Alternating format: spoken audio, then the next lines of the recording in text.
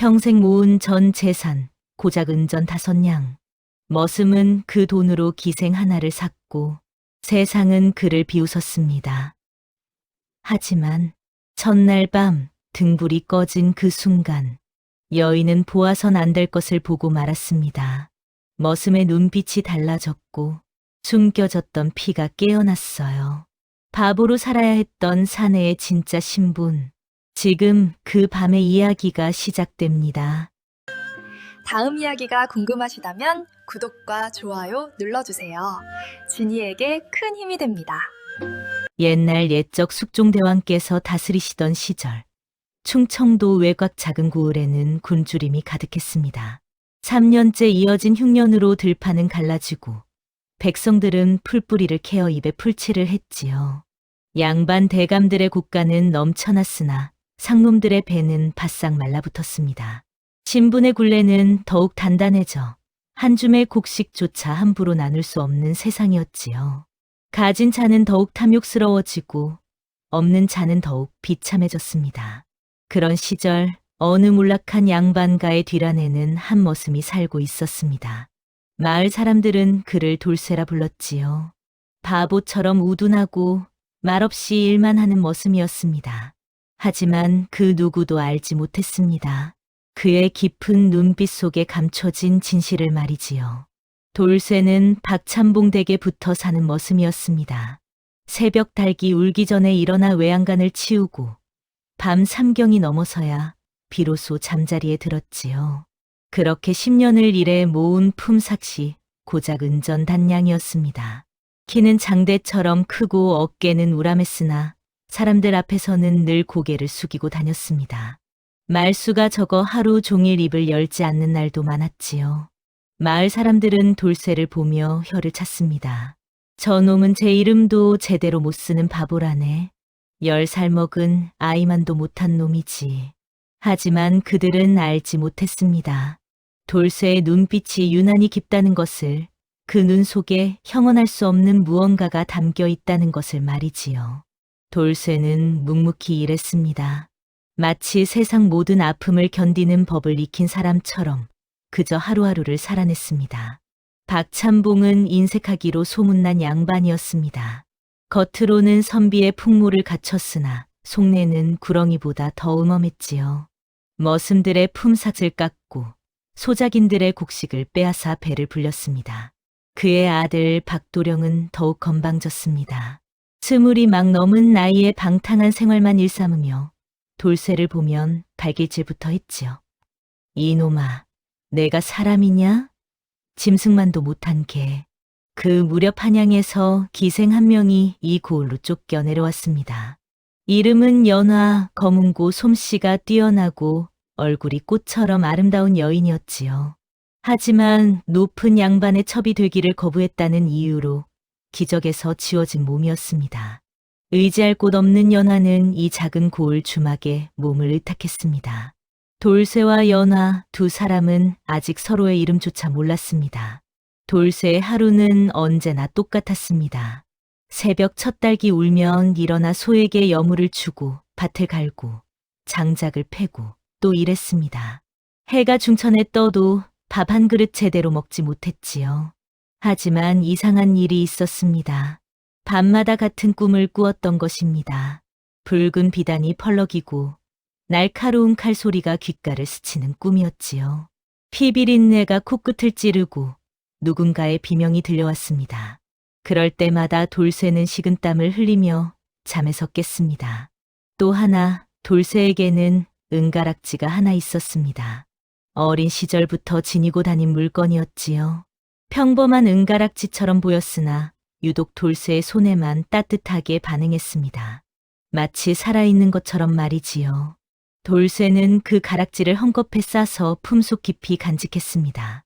왜 그래야 하는지는 스스로도 잘 알지 못했지만 그저 버려서는 안 된다는 생각만이 강했습니다. 불길한 예감이 가슴속을 떠돌았습니다. 어느 날 저녁 박찬봉이 술에 취해 돌아왔습니다.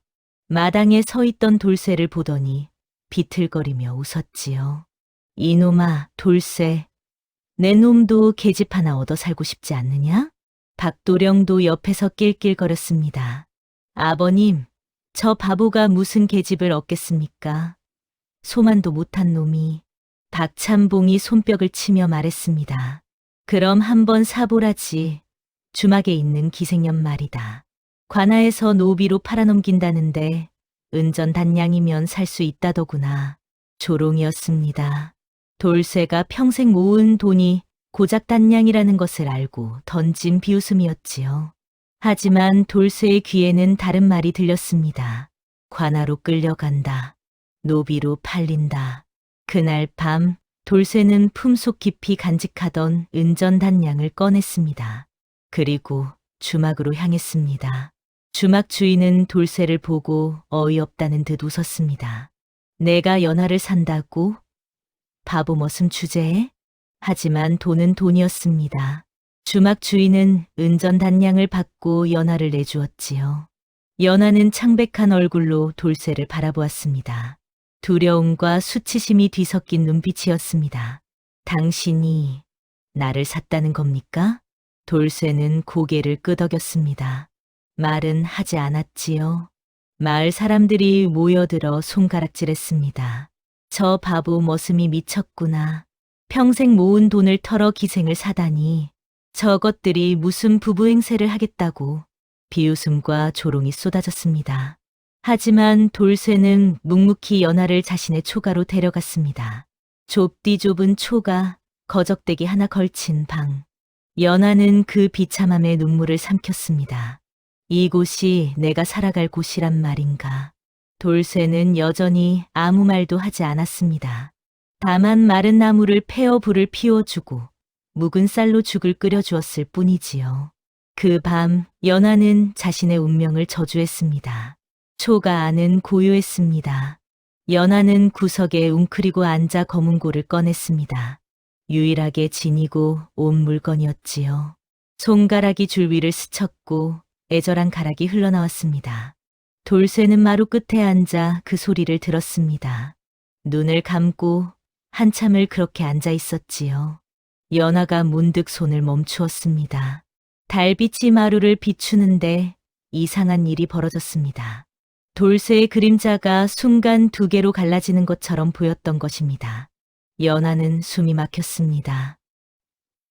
저건 무엇인가? 그러나 눈을 다시 떴을 때 그림자는 하나였습니다. 돌쇠는 여전히 고요히 앉아 있었지요. 연하는 이상한 느낌을 받았습니다. 두려움과 동시에 묘한 친근함이 밀려왔습니다. 마치 오래전부터 이 남자를 알고 있었던 것 같은 느낌이었지요.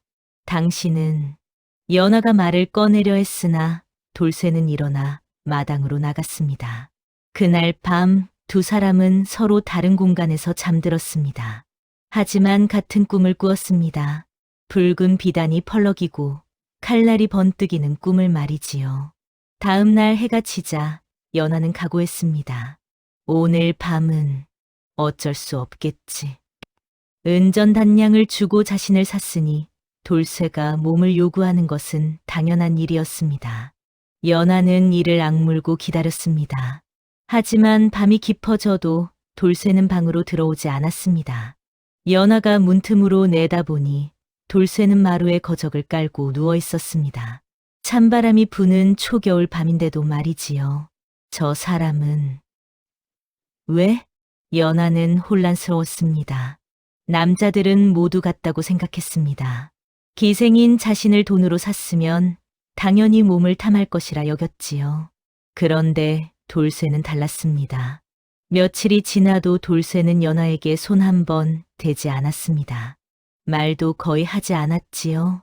다만 새벽에 일어나 물을 길어다 주고 저녁이면 죽을 끓여놓고 갔을 뿐입니다. 연하는 점점 이 이상한 남자가 궁금해졌습니다. 바보 머슴이라 했는데 정말 바보인가? 아니었습니다. 연하는 느꼈습니다. 이 남자는 바보가 아니라 무언가를 감추고 있다는 것을 말이지요. 어느 날 밤 연하는 잠이 오지 않아 방을 나섰습니다. 마루에서 희미한 불빛이 새어나오고 있었지요. 살금살금 다가가 보니 돌쇠가 책을 펼쳐놓고 있었습니다. 한문으로 빼곡히 적힌 고서였습니다. 연하는 숨이 멎을 듯했습니다. 저 사람이 글을 읽는다고? 바보 머슴이라던 사람이 그것도 어려운 한문을 읽고 있었던 것입니다. 돌쇠의 손가락이 글자를 따라 움직였고 입술이 미세하게 움직였습니다. 연하는 더 이상 참지 못하고 물었습니다. 당신은 대체 누구입니까? 돌쇠가 천천히 고개를 들었습니다. 달빛 아래 그의 눈빛이 유난히 깊었습니다. 대답은 없었습니다. 하지만 그 침묵 속에 모든 것이 담겨 있었습니다. 연하는 깨달았습니다. 이 남자는 일부러 어리석은 척하고 있다는 것을, 무언가 큰 비밀을 감추고 살아가고 있다는 것을 말이지요. 왜 숨기고 사는 겁니까? 왜 바보 행세를 하는 겁니까? 돌쇠는 책을 덮으며 조용히 말했습니다. 그래야 살 수 있으니까요.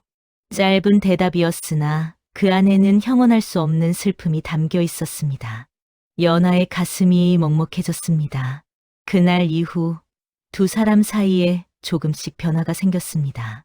연하는 저녁이면 돌쇠에게 노래를 가르쳐 주었습니다. 기생으로 살며 배운 가곡들을 불러주었지요. 돌쇠는 서툴렀으나 진지하게 따라 불렀습니다. 목소리는 거칠었으나 마음은 담겨 있었습니다. 조금씩 나아지고 있습니다. 연하가 미소 지으며 말했습니다. 당신은 웃을 줄도 아는군요. 돌쇠가 어색하게 입꼬리를 올렸습니다. 그 모습이 어쩐지 안쓰러웠습니다. 어느 날 밤 불을 피우다 두 사람의 손끝이 스쳤습니다.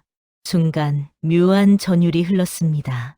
연하는 화들짝 놀라 손을 거두었고 돌쇠도 얼굴을 붉혔습니다. 죄송합니다. 아닙니다. 제가 놀란 것뿐입니다. 어색한 침묵이 흘렀습니다. 하지만 그 침묵은 불편하지 않았습니다. 오히려 따뜻했지요. 연하는 문득 깨달았습니다. 나는 이 사람에게 정을 품고 있다. 하지만 그것이 두려웠습니다. 언젠가 이 온기가 사라질까봐, 다시 혼자가 될까봐 무서웠습니다. 그날 밤 연하는 조용히 검은 고를 탔습니다. 가락은 애잔했으나 어딘가 희망이 담겨 있었습니다. 돌쇠는 마루에 앉아 그 소리를 들으며 눈을 감았습니다. 이 순간이 영원했으면 두 사람은 같은 바람을 품었습니다. 하지만 세상은 그들을 가만두지 않았습니다. 소문은 삽시간에 퍼졌습니다. 바보 머슴이 기생과 정을 통한다더라. 천한 것들끼리 잘도 어울리는구나. 박찬봉은 그 소문을 듣고 비웃었습니다. 하지만 박도령은 달랐습니다. 아버님, 저 기생년 얼굴이 제법 괜찮습니다. 제게 주시지요. 박찬봉이 고개를 끄덕였습니다. 그래, 내 말대로 해라. 어차피 머슴년이 감히 거역할 수 있겠느냐. 다음 날 박도령이 하인들을 거느리고 돌쇠의 초가로 쳐들어왔습니다. 이년아, 연하, 당장 나와라. 연하는 떨었습니다. 돌쇠가 앞을 막아섰습니다. 안 됩니다. 이 천한 놈이 감히. 채찍이 돌쇠의 등을 후려쳤습니다. 한 대, 두 대, 세 대. 피가 옷을 적셨습니다. 하지만 돌쇠는 물러서지 않았습니다. 안 됩니다. 이 사람은 제가 지키겠습니다.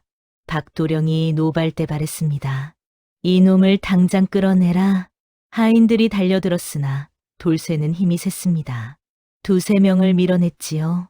하지만 역부족이었습니다. 결국 돌쇠는 쓰러졌고 연하는 끌려갔습니다. 돌쇠, 연하의 비명이 울려 퍼졌습니다.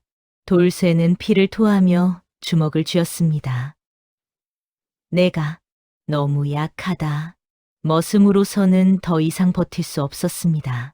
신분의 벽은 너무나 높고 단단했습니다. 그날 밤 돌쇠는 결심했습니다. 더 이상 숨지 않겠다. 박찬봉 댁 사랑채에 갇힌 연하는 탈출을 시도했습니다. 창문을 열고 뛰어내리려 했지요. 하지만 그때 바람에 날린 종이 한 장이 발에 걸렸습니다. 주워보니 낡은 문서였습니다. 한문으로 빼곡히 적혀 있었지요. 왕실, 영무, 멸문. 연하는 숨이 막혔습니다. 그리고 그 순간 문득 떠올랐습니다. 돌쇠가 지니고 있던 은가락지를 말이지요. 그 가락지. 어디선가 본 것 같았는데 연하는 기생 시절 한양의 높은 양반댁을 드나들며 많은 것을 보았습니다. 그 중에는 왕실의 물건도 있었지요. 그 문양. 혹시 문득 소름이 돋았습니다. 돌쇠의 은가락지에 새겨진 문양. 그것은 15년 전 영모로 멸문당한 가문의 표식이었습니다. 설마 돌쇠가? 연하는 믿을 수 없었습니다. 하지만 모든 것이 맞아떨어졌습니다. 왜 그가 바보 행세를 하며 숨어 사는지, 왜 그의 눈빛이 그토록 깊은지, 왜 그가 한문을 읽을 수 있는지. 돌쇠는 살아남은 왕족의 후예다. 연하의 손이 떨렸습니다. 그리고 그 순간 문이 열렸습니다. 박도령이 술에 취해 들어왔습니다. 이년아, 오늘 밤은 내 차례다. 연하는 뒤로 물러섰습니다. 하지만 더 이상 물러설 곳이 없었습니다. 그 시각 초가에 누운 돌쇠는 천장을 바라보고 있었습니다. 등에 상처가 아팠으나 마음의 상처가 더 컸습니다. 연하를 지킬 수 없다.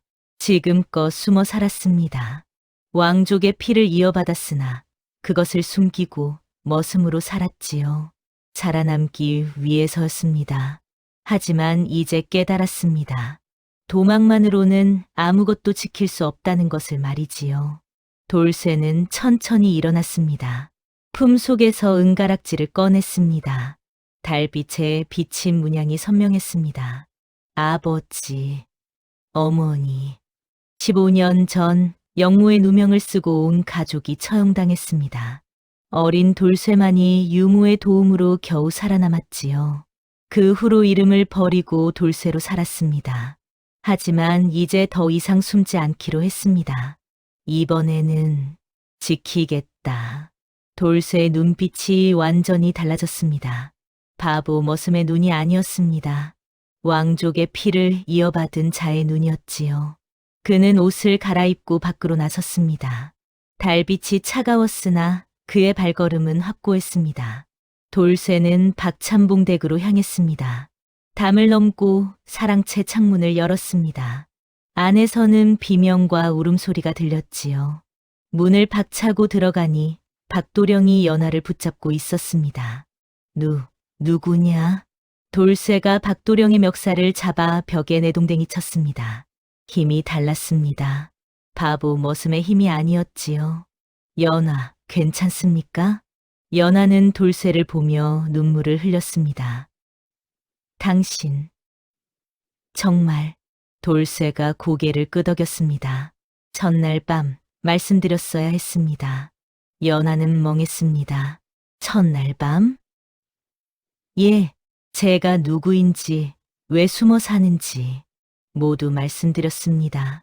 연하는 기억을 더듬었습니다. 첫날 밤 돌쇠가 마루에서 조용히 말했던 것이 떠올랐습니다. 당시에는 그저 바보의 헛소리라 여기고 흘려들었지요. 하지만 그것은 진실이었습니다. 저는 선왕의 먼 피부치입니다. 영모의 누명으로 가문이 멸문당했고 저만 살아남았습니다. 연하는 숨이 막혔습니다. 그러니까 당신은 은밀한 왕족의 후예입니다. 하지만 그 누구도 알아서는 안 됩니다. 알면 죽습니다. 바보 머슴은 세상을 속이고 있었습니다. 아니, 세상으로부터 자신을 지키고 있었습니다. 연하는 비로소 모든 것을 이해했습니다. 하지만 너무 늦었습니다. 박도령의 비명을 듣고 하인들이 몰려왔습니다. 박찬봉도 달려왔지요. 이놈이 감히. 돌쇠는 연하를 데리고 도망쳤습니다. 하지만 박찬봉은 관아에 고변했습니다. 머슴이 주인을 쳤습니다. 반역입니다. 관군이 출동했습니다. 돌쇠와 연하는 산속으로 숨었으나 결국 포위되었습니다. 당신 혼자라도 도망가세요. 연하가 울부짖었으나 돌쇠는 고개를 저었습니다. 이제는 숨지 않겠습니다. 관군이 들이닥쳤습니다. 돌쇠는 연하를 감쌌습니다. 그때 박찬봉이 비웃으며 나타났습니다. 역적의 자식이 감히 살아남았구나. 이제 내 목을 베어 공을 세우겠다. 연하는 공포에 떨었습니다. 끝이다. 모든 게 끝이다. 초가는 이미 불타고 있었습니다. 돌쇠가 아끼던 책들도 연하의 검은고도 모두 재가 되었지요. 사랑과 복수 사이에서 돌쇠는 흔들렸습니다. 차라리 모두 죽이고 도망칠까? 하지만 그럴 수 없었습니다. 그것은 진정한 왕족이 할 일이 아니었으니까요. 돌쇠는 결단을 내렸습니다. 품속에서 은가락지와 함께 낡은 인장을 꺼냈습니다. 왕실의 인장이었습니다. 이것을 한양 궁궐로 가져가십시오. 관군 중 한 명이 그것을 보고 얼굴이 하얗게 질렸습니다. 이것은 제 신분을 밝히겠습니다. 관아가 아닌 궁궐에서 말이지요. 엄청난 선택이었습니다. 신분을 드러내는 순간 다시는 평범한 삶으로 돌아갈 수 없었습니다. 왕족으로 인정받든 역적으로 처형당하든 둘 중 하나였지요. 하지만 이것만이 연하를 구할 방법이었습니다. 박찬봉, 당신은 왕족을 모욕하고 폭행했습니다. 그 죄를 물을 것입니다. 박찬봉이 비웃었습니다. 왕족? 내가? 웃기는 소리. 하지만 관군은 달랐습니다. 그들은 그 인장의 진위를 알고 있었습니다. 일단 한양으로 압송하겠습니다. 돌쇠와 연하는 함께 묶여 한양으로 향했습니다. 길은 멀고 험했으나 두 사람은 서로의 손을 꼭 잡았습니다. 한양 관아에 도착하자 대소동이 일어났습니다. 인장을 확인한 관리들이 혼비백산했습니다. 이것은 15년 전 멸문당한 가문의 인장입니다. 그렇다면 이자는 돌쇠는 무릎을 꿇지 않았습니다. 당당히 서 있었지요. 저는 이강년의 아들 이연입니다. 침묵이 흘렀습니다.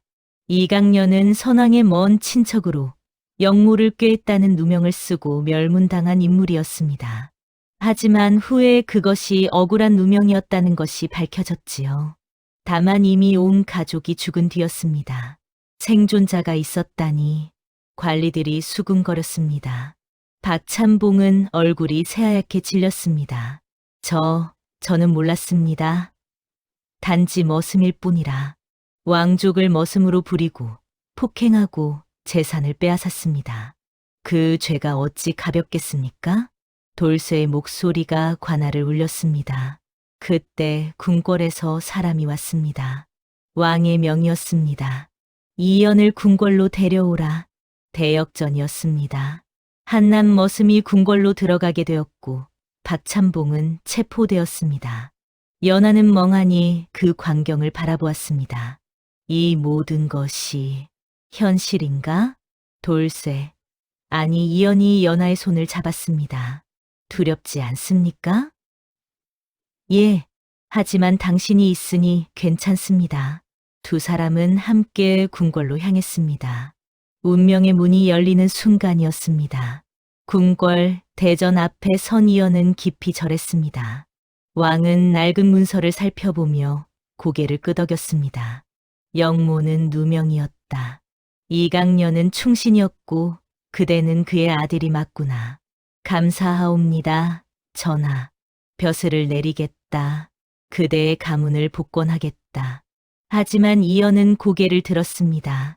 송구하오나 거절하겠습니다. 모두가 놀랐습니다.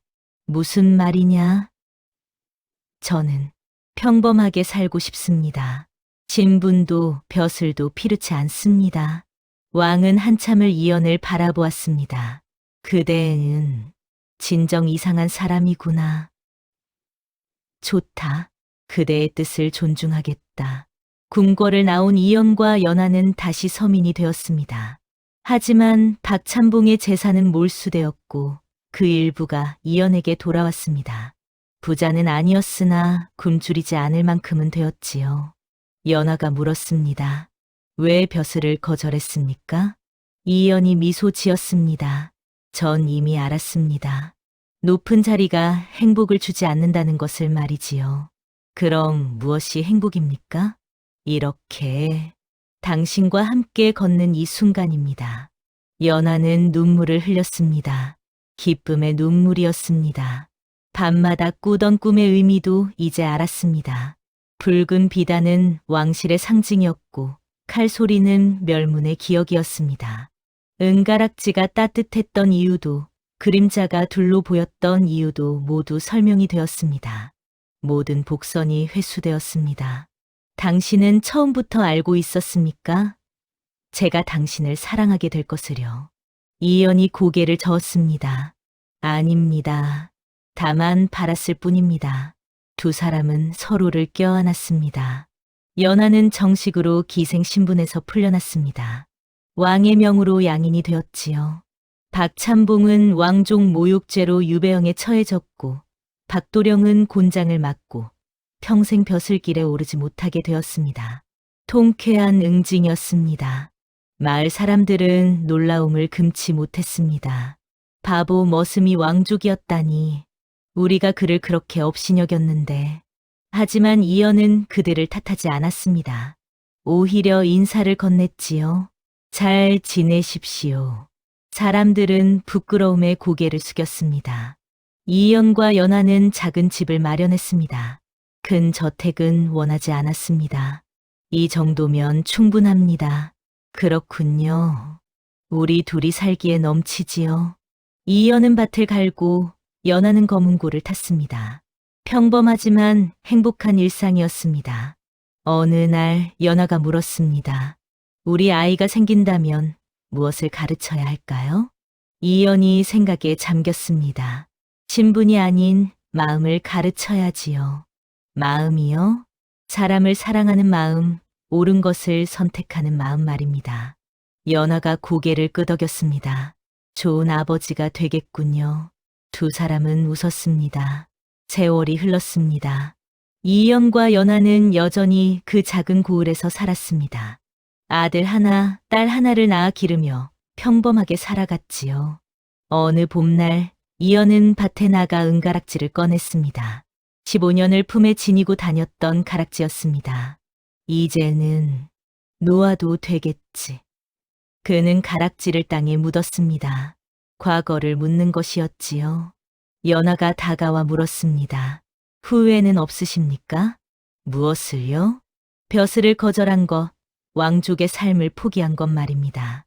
이연이 웃었습니다. 전 은전단량으로 세상에서 가장 값진 것을 샀습니다. 무엇인데요? 당신입니다. 연하는 볼을 붉혔습니다. 한 번도 그런 말을 해본 적이 없으면서 이제부터 자주 하겠습니다. 두 사람은 웃었습니다. 달빛이 밭을 비추었습니다. 연하는 검은고를 타고 이연은 나무를 팼습니다. 평범한 일상이었으나 그 어떤 부귀영화보다 값졌습니다. 옛말에 이르기를 사람의 가치는 신분이 아닌 선택에 있다 했습니다. 이연은 왕족이 아닌 사람으로 살기를 선택했고 연하는 기생이 아닌 아내로 살기를 선택했지요. 그 선택이 두 사람을 자유롭게 했습니다. 은전단량은 작은 돈이었으나 그것으로 산 것은 한 사람의 인생이었고 진실한 사랑이었으며 무엇과도 바꿀 수 없는 행복이었습니다. 이름 없이 살되 누구보다 자유로운 삶. 그것이 이연과 연하가 선택한 미래였습니다. 다음 영상을 빠르게 만나보시려면 좋아요와 구독을 눌러주세요. 그럼 더 재미있는 영상으로 찾아뵙겠습니다.